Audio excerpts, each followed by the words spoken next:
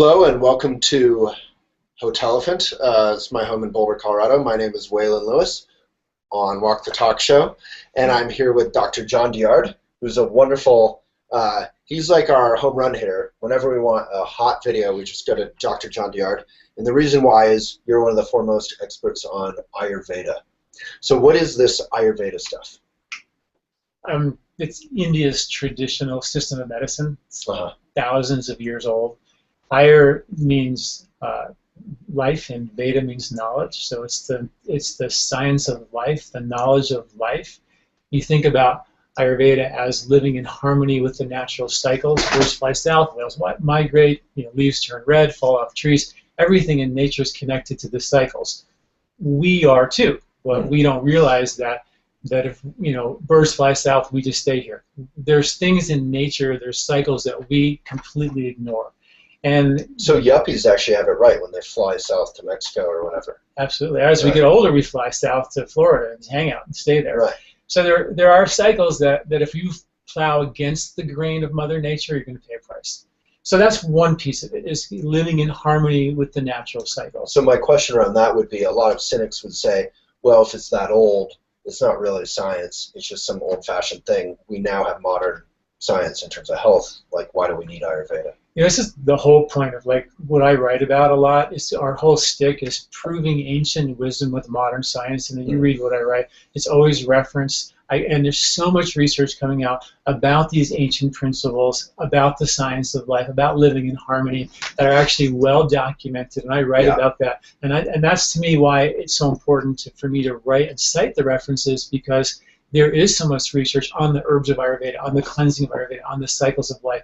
And we have to look at that, because science is actually saying that they actually knew something back then, and it wasn't just old and out. It's actually, we've gone so far into the pendulum has swung so far in this kind of outward, stimulated direction, that we need to pull this thing back and create some inner calm. And the biggest piece of Ayurveda is to create the inner calm. Ayur means life. Veda means truth. It's the truth of your life. It's how to let the truth of your life out. So we know about body types and lifestyle and diet and routine and exercise, but all that is to create less density in our crazy body, less density in our mind, more awareness in the mind, so we're aware of how we can start to function based on the truth of us, instead of needing to be loved by everyone else. So how do we be loved? How do we do that?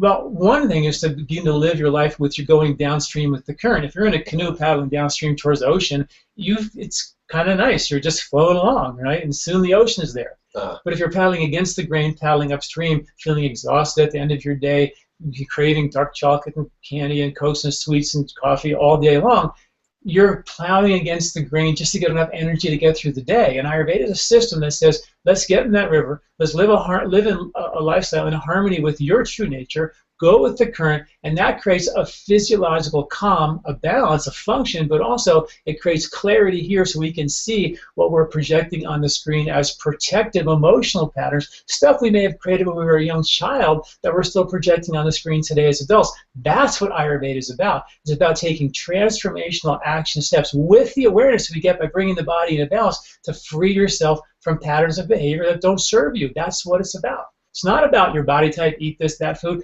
That's a piece of the puzzle. Right. The goal is transformation.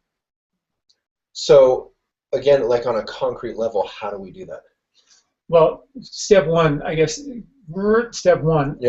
find out what your body type is. So that's the 3 doshas? The 3 doshas. And those are pretty famous for people who know about Ayurveda. Really simple. In the winter, it's cold, right? In winter, is air, is windy, it's governed by air. It's windy, it's cold, it's dry.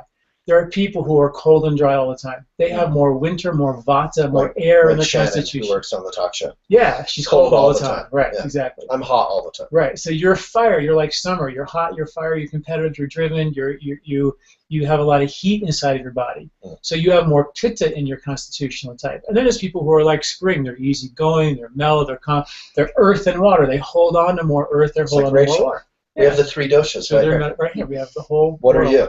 I'm sort of pitta and kapha, a little bit of fire and earth, Pitta tends to make this go away. So yeah, right. Yeah, I almost said a bad word there. Cool. So once you know your body type, and you can go on, like we have this phenomenal body type questionnaire. It's totally free. It's on our website at lifespa.com, and you can just an interactive I thought you were saying questionnaire. about you and I. We have this phenomenal body type, but, questionnaire. Right. And you can find out, because you have to do it by a questionnaire. Then you know that I am more Vata, or I'm more Pitta, or I'm more Kapha. Then you know if I'm a summer type, I'm Pitta type, I'm a hot, fiery, competitive person, and I'm eating hot, spicy food in the summertime. Getting overheated. I have ulcers. I have inflammatory situations. Drink a lot of coffee. Drink a lot of coffee, a lot of alcohol. All these things are acidic and heating, and I'm in the hot season. Well, alcohol's kind of a depressant, isn't it? But it's very acidic in terms of how the chemistry is very acidic. It can be calming on the nervous system, but it's very acidic. So all those things heat the body up. So you got to think, am I a hot person in a hot season eating hot, spicy food, complaining of ulcers and skin rashes and inflammatory things? I've stacked too much heat. If I'm a Kapha body type in the spring, and I'm a heavy set kind of mucus carrying person in a mucus making spring allergy season, eating mac and cheese and pizza, right, I'm going to start stacking a lot of Kapha. It's totally like Rachel. A lot of mucus. She's always creating mucus and right. eating heavy food. Right. Yeah.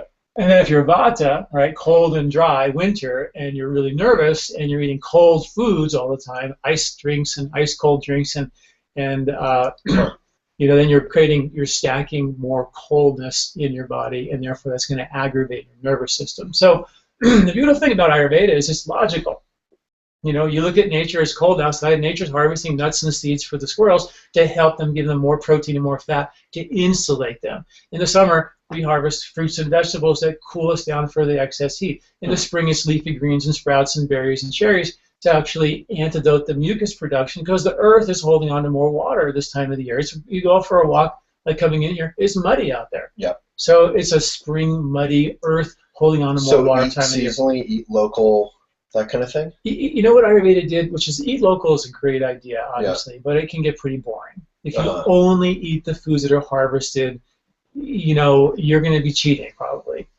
But if you take, what Ayurveda did is they took all the body types, all the seasons foods from all over the world, and they classified them into winter, summer, and spring harvests. I know there's 4 seasons, but there's 3 harvests from nature: a spring harvest, a summer harvest, and an end of summer harvest for winter eating. So there's 3 harvests. So we're going to get into this in more detail. We're doing 5 videos today. You can find all of them on youtube.com/Waylon H. Lewis. And we're here today with Dr. John Douillard. You're the man. Thank you. Thank you.